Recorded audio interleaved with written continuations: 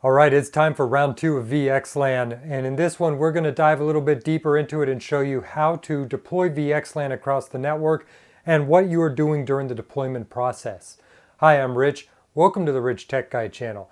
Now in my previous video, we took a look at an introduction to VXLAN and what it is, how it works from a high-level perspective, and I gave a brief overview of the steps of deploying it. So now in this one, we're going to actually dive a little bit deeper into VXLAN. But if you haven't seen that previous video, I do encourage you to go watch it through the link right there, or you can click on the link in the description down below and go check that out before coming back to watch this one. So for this video, I have a lab setup of 6 Cisco Nexus 9000 switches. And these switches are set up in a spine-leaf topology, 2 spines, 4 leaves.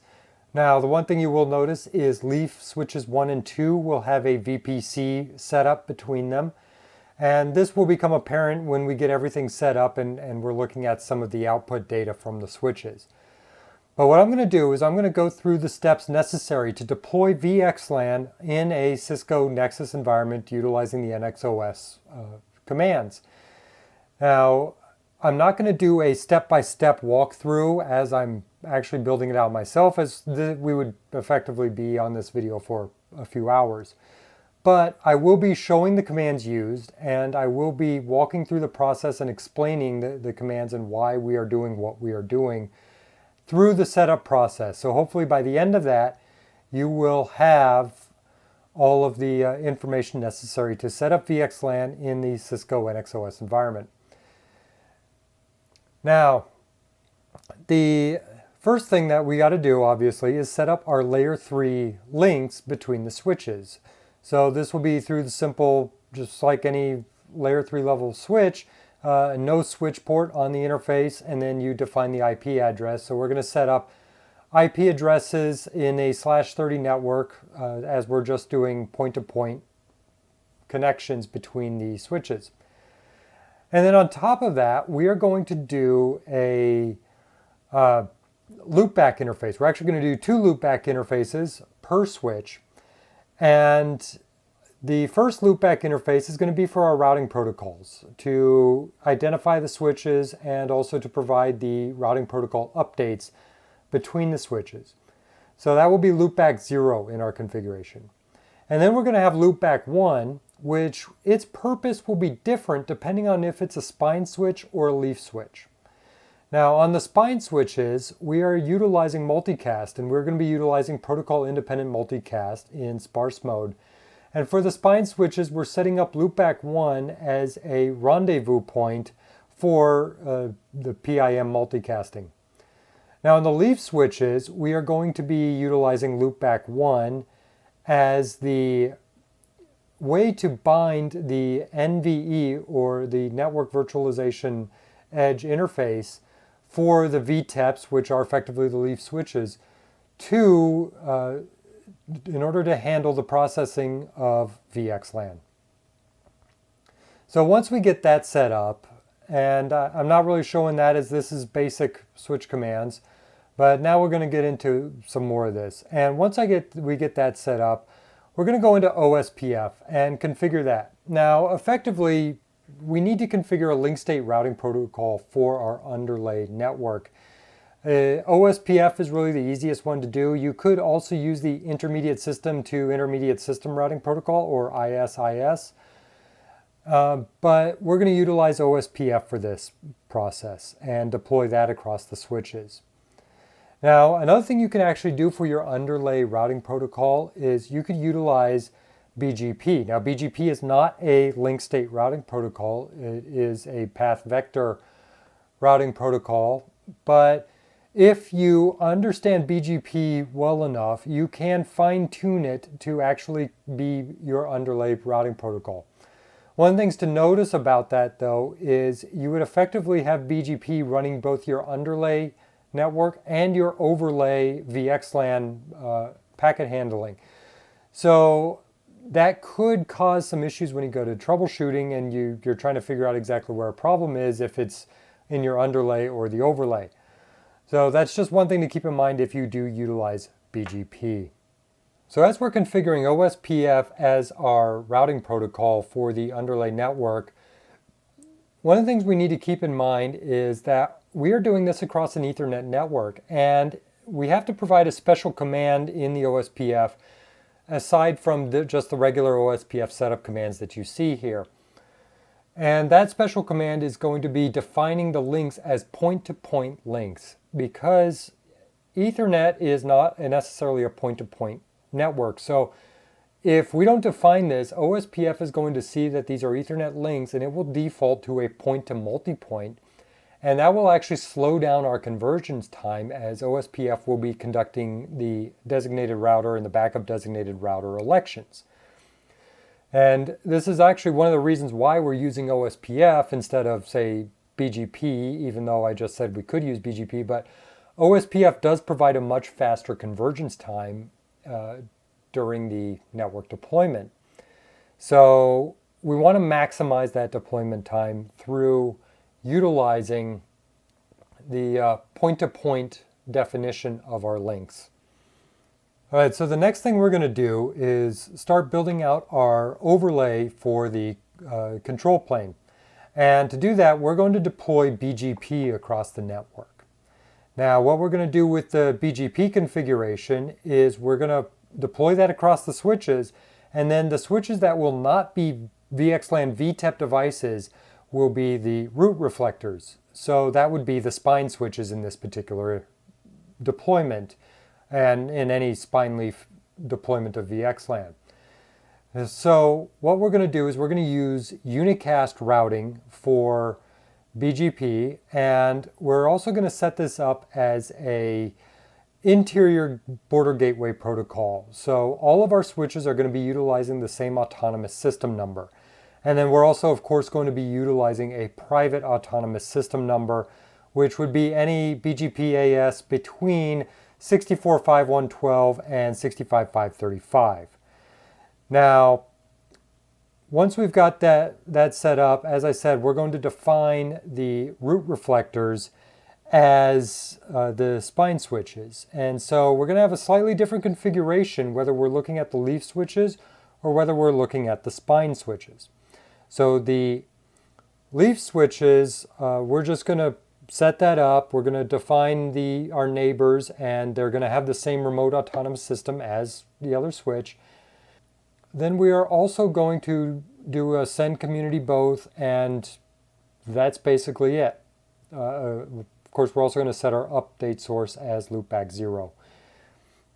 The spine switches will be a little bit different. The spine switches, all the same stuff as the leaf switches, but what we're also going to do on top of all of that configuration is for each neighbor, we are going to define that neighbor as a root reflector client.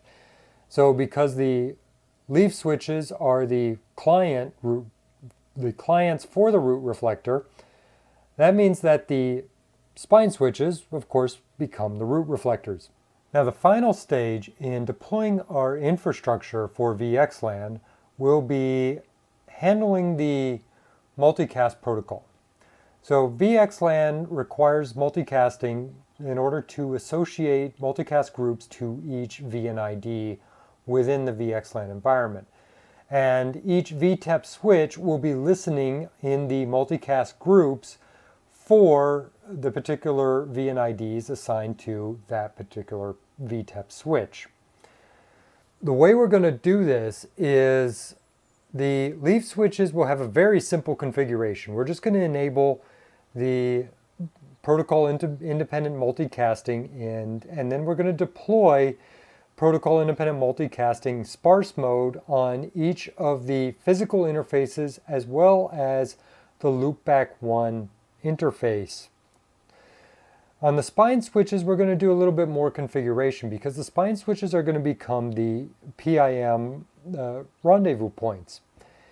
And so we're going to do the same things we did on the leaf switches, where we're going to activate PIM, and then we're going to deploy it to the physical interfaces. And we're also going to deploy it as onto loopback 1 as PIM sparse mode.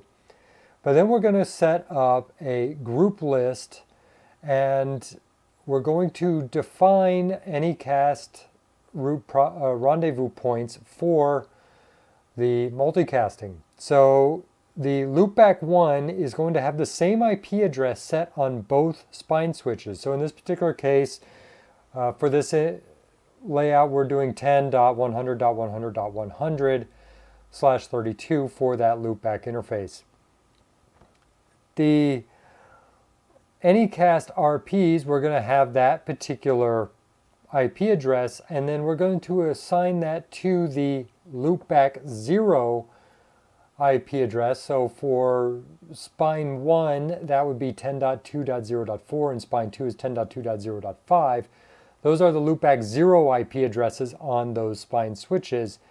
So anything that's destined for that particular IP address, that loopback for loopback 1, 10.100.100.100, will be directed to the two spine switches. And then they will, of course, be monitoring anything in the multicast group of 239.0.0.0/24.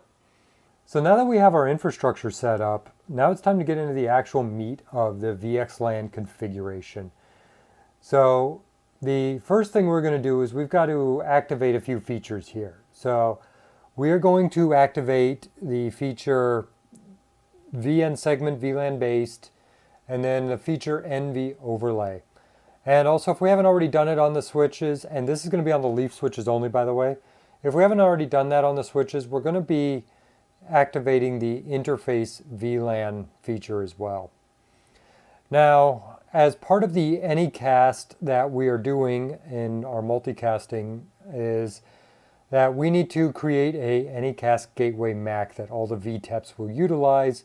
So we're going to create that through the fabric forwarding Anycast gateway MAC and just create a MAC address for that. Then what we're going to do is we are going to create our VLANs. I've created 4 VLANs here. 3 of them are going to be generic VLANs, and then the other one is going to be utilizing layer 3 VNI. But I've just created a few VLANs here, and we're going to assign VNIs to them. So for instance, I've got VLAN 100, and that is going to have VNI segment 4100, and then 200, 4200, 300, 4300. The purpose here really is we do want to keep some sort of semblance for coordinating the VLAN IDs with the VNID segments. And then I've also created this VLAN 555, which I've actually tagged that a little bit differently. I've named that as a layer 3 VNI 555, and it gets the VN segment 4555. Now, in the case of the Nexus switch, we're going to have to create some VRFs, virtual route forwarding. And what we're going to do here is this basically sets up a unique routing table for our VXLAN environment. And so I've just called this one VRF context VXLAN. Now, one of the things to note is if we are doing multi-tenancy in our VXLAN environment, we would be setting up multiple VRFs. So in this case, it would be, we've got VXLAN. If we were doing multi-tenancy, we might want to do VXLAN 1 or VXLAN 2. Or better yet, you might want to actually name it based off of the tenant of that particular part of VXLAN.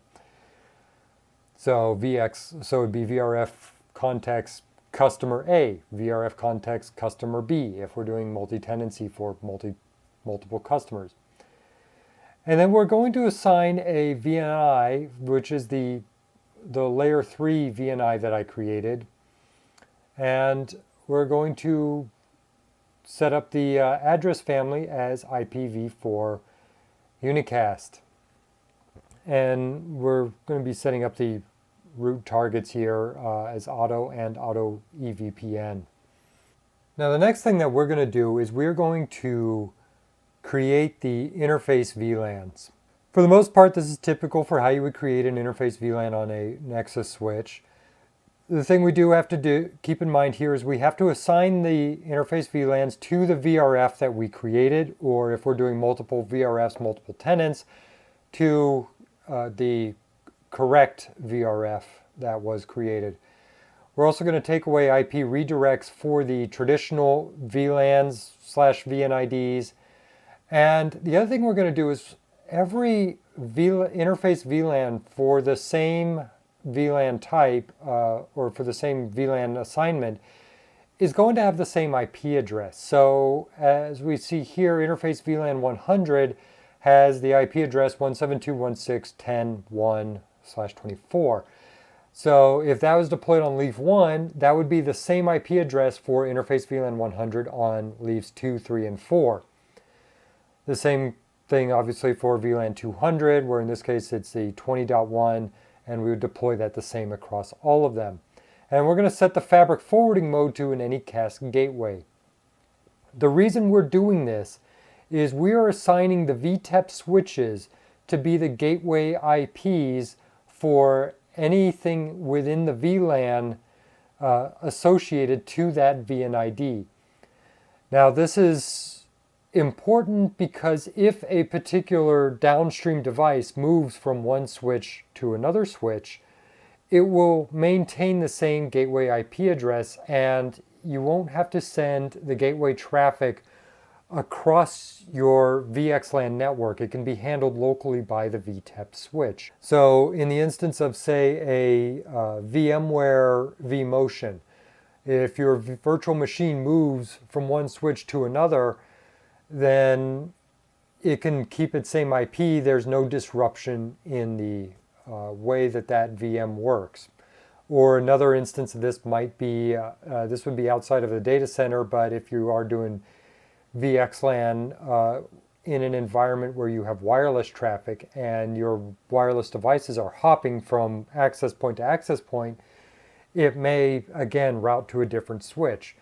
So as I said, this is why we need to have the gateway IP processed locally at each VTEP. Now the other thing that we're going to keep in mind here is we need to create another interface VLAN for that layer 3 VNID. So interface VLAN 555, but we're going to configure this one a little bit differently. This one is going to be put into the same VXLAN VRF, but it's also not going to get an IP address. Instead, we're just going to give this one an IP forward command. So then we're also going to create the network virtualization edge interface. This is the interface that handles the VXLAN traffic and does the encapsulation as you go from your local environment downstream from the switch out into your VXLAN environment. So we're going to utilize the host reachability protocol BGP. So we've assigned that as our overlay network protocol. And then we're also going to give it a source interface. So that's going to be loopback 1. And that's how we're binding loopback 1 to that. And then what we're doing here is we are creating the interface loopback 1. We're giving it a specific IP address. This will be different for each VTEP switch. And we're also going to go ahead and give it a OSPF assignment for the underlay network, so that way your network infrastructure knows where to send the packets. And then of course we are also going to give it the PIM sparse mode for handling the multicasting. All right, so at this point we are now going to begin to tie it all together and actually be able to see the traffic that we have flowing across our network and get that encapsulation going. And to do that, we are going to begin to create our EVPN tunnels across the network. Now, this is where when you talk about VXLAN with MP-BPG EVPN, this is where we're starting to do that configuration. And in doing so, the MP of MP-BPG stands for multi-protocol. So we've already configured BGP as a unicast routing protocol. So now what we're going to do is we're going to create BGP as a layer 2 VPN EVPN protocol version of BGP. So this is our second protocol running within the BGP environment, and that is going to create the multi-protocol portion of BGP. So what we're going to do with this is we've got the configurations for the spine switches, and we have the configurations for the leaf switches. From the spine switch, it's a fairly simple configuration, and we're basically just going to mirror the Unicast BGP configuration. So we're going to go back into our BGP utilizing the autonomous system that we're using. And this time we're going to set an address family of L2 VPN, EVPN. And we're just going to tell it to retain all the root targets. And then what we're going to do is we're going to go into each neighbor and we're going to do the exact same thing as the Unicast version of it. So we are going to do the send community for both types. And we're also going to define the incoming traffic as being that it's coming from root reflector clients, as the spine switches are the root reflectors. So that's all we have to do on the spine switches for the L2 VPN EVPN part of BGP tunneling. Now on the leaf switches, we're going to actually go back and we're going to do the exact same thing. We're going to go into our BGP autonomous system and we're going to set the address family, L2 VPN, EVPN, retain all the root targets, and then we're going to go into each neighbor and set the send community types. But then after that, we're going to go back into our network virtualization edge interface, the NVE interface, and we're going to assign our VNIs to the multicast groups. So we've got our member VNI here, 4100. And so we're going to give it multicast groups within the range that we had set up when we set up our multicasting. So the range we set up was 239.0.0.0/24. So this means that we are going to be operating in the last set of 8 bits. So the 4100 is utilizing 239.0.0.10. 4200 is going to be using the 20 for its last octet, and 300 is going to be utilizing 30 for its last octet. And then we're also going to define the member VNI 40555 and associate the VRF accordingly. And then we're going to go into EVPN, and we're going to create the EVPN setup on our Nexus switches. And again, this is purely on the leaf switches, but we're going to identify our VNIs, 4100 as L2, layer 2, and then we are going to set up the root distribution. We're going to set up the root target import and export. These are going to be auto, and we're just going to repeat that through.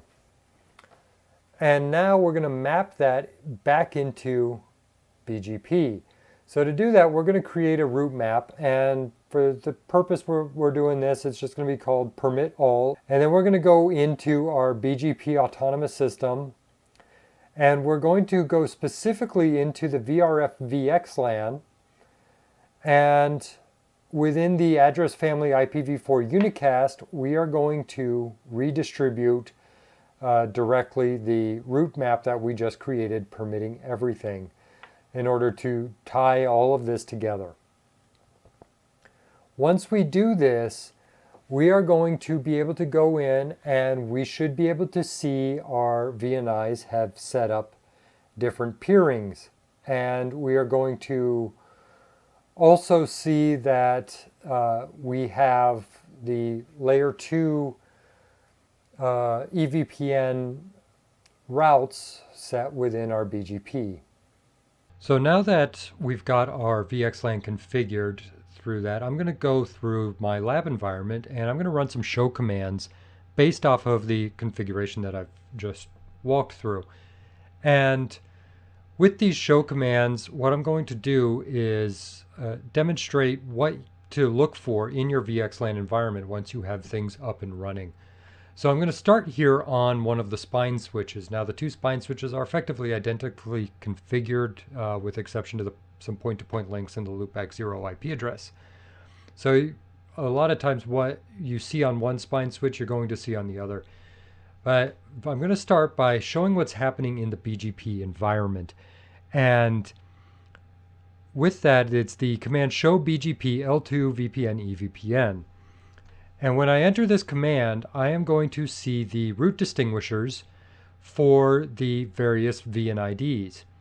And the way they're going to be advertised is it's going to be pointing out the next hop here is going to be showing the loopback 0 IP address of the leaf switches. But the actual route path is going to be pointing to the loopback 1 interface, which is being utilized for the VNI. And what we're doing here is the different VNIs we have by the subnets here, 172.168.10.0, 20.0, and 30.0. And if we look at leaf switch 1, it's got loopback 0 of 10.2.0.1 and leaf switch 2, 10.2.0.2. But what's interesting here is the loopback 1 interface IP addresses are the same. And that's because what we have happening on leafs 1 and 2 are a VPC configuration. And so they are actually sharing a secondary IP on their loopbacks.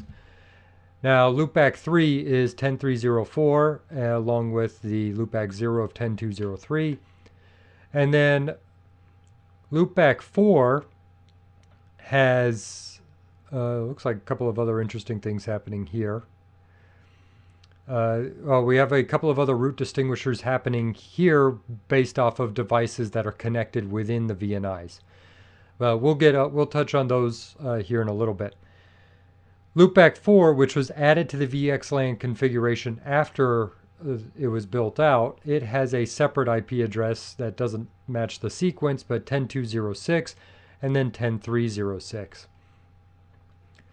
Now, if I go to loop 1 or leaf 1 and I take a look at its NVE interface, this is where I'm going to see the primary IP address for loopback 1, but also that secondary loopback interface, which is shared with the leaf 2 switch as part of the VPC configuration. And it's also saying that it has been notified of a VPC happening.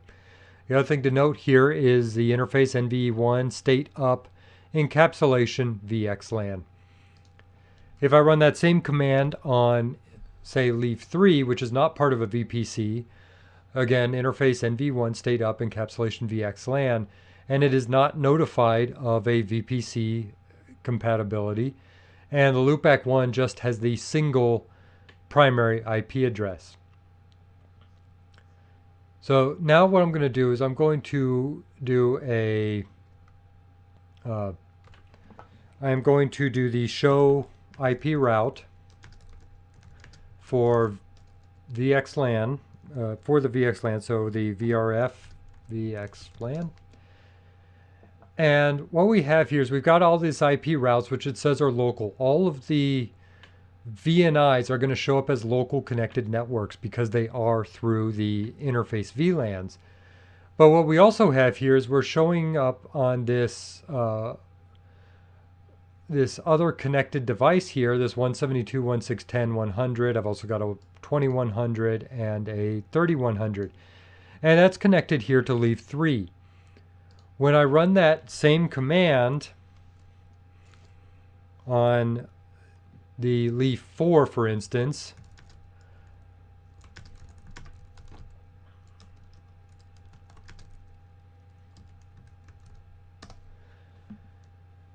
this is actually going to show that those IP addresses that are popping up in the routing table are identifying as going, okay, this is actually over on the 10.3.0.4, so that's leaf 3, and it's being advertised through BGP Autonomous System 65001 with the internal BGP, iBGP, and through the EVPN setup, and even providing the EVPN tunnel ID for accessing that, and that is being done through VXLAN. Now, the other thing that we can look at here as far as our VXLAN environment is we can take a look at the VXLAN peers. So show NVE peers. And what we're going to see is we're going to see this is our peer for leaf 3. And then we also have another peer here for that unified IP address with the VPC between peers 1 and 2. So when we see the peering and there's a VPC in the environment, we're not going to see the individual leaf switches. We're actually just going to see the peered or the shared IP address between the two VPCs. And if I do that same command on one of the switches that has the VPC, so leaf 1, this is where I'm going to see, I'm not even going to see the peering for the other VPC switch. I'm just going to see the non-VPC switches of 10304 and 10306. So in this particular instance, as I had shown earlier with the NVE1, where you see the primary and secondary, and then of course you're going to have to do the show VPC to check all of your VPC adjacencies happening within your environment. All right, so that just about wraps up my walkthrough on VXLAN and how to deploy that on a Cisco Nexus switch environment. At this point, the only thing we would do is we would attach our downstream devices and we would set them to the correct VLAN IDs, and from there it would be associated to the VNIs. And of course on those downstream devices we would set their gateway IP addresses to match the VTEP gateway IPs based off of their VNI.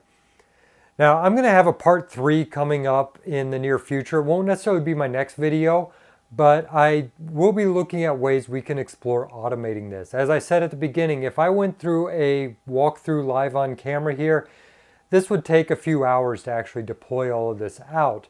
So let's look at ways we can speed that up in my next VXLAN video. But until then, I will be releasing some other content on some other topics that I want to discuss. And please go ahead and check out the other videos that I have already produced. And if you like this content, please do me a favor, hit the like button down below, hit the subscribe button for more content to come. I've got some exciting topics I want to go over and even a couple of builds I want to do. So thank you very much, and please keep learning, keep studying, keep improving. Thank you.